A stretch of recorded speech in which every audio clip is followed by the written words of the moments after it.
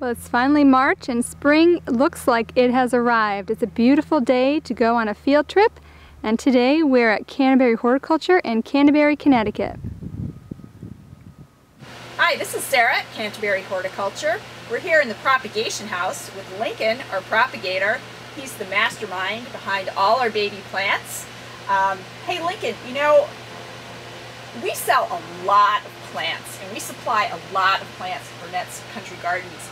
Could you tell me how many plants do you think come through this prop house every year? I haven't really looked at the numbers closely, but I'm thinking probably in the neighborhood of 500,000 plants that go through here each year. 500,000 plants. He's got a big job.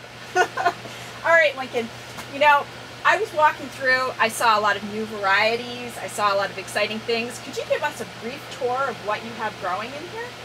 Sure. Well, just let me put this on the bench here. We just finished up some Monarda cranberry lace. So we'll put that on the bench.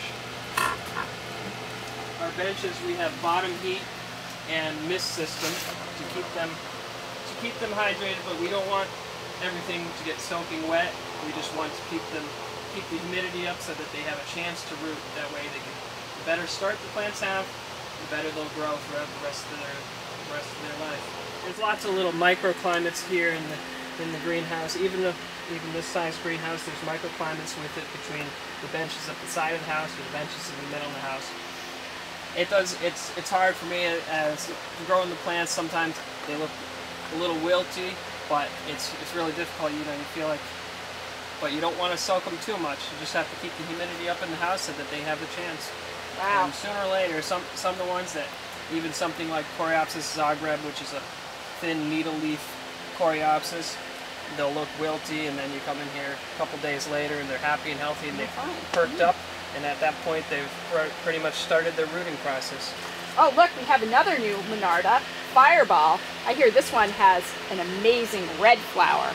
Also compact and mildew resistant. Good selection for this year. Yep, we have 3 Monardas right here. Often in the house we try and separate species, but with this you can see the difference in between them, so it's okay to put them next to each other. Nothing's going to get confused. Yeah, I can really see the difference in the leaves here. Ooh, a Juga, black scallop, great plant. Can't wait to have some of that for my garden. Those we did last week, and they're already got roots on them. There's good roots on some of them that are a good inch long. Can we see, or are we going to ruin the plant? No, we can pull up one. Let's see if I can find one that probably got some good roots on it. Wow. Yeah, there's some nice good roots on that one. A week.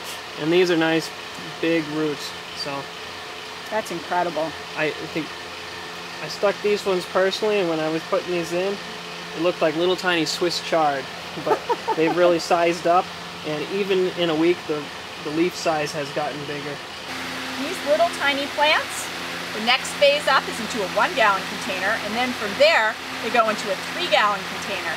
And on some of this nursery stock, it takes 3 to 5 years for us to go from this tiny little cutting to a full-grown plant ready to go in the garden center for the customer to buy.